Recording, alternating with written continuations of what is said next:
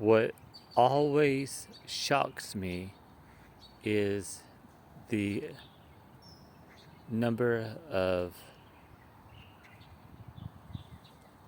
beautiful pieces of nature right in the middle of a metropolis. I love coming here to relax and enjoy the greenery.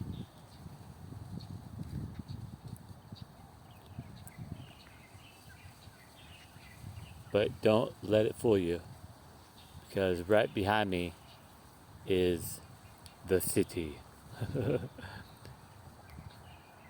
and cement jungle.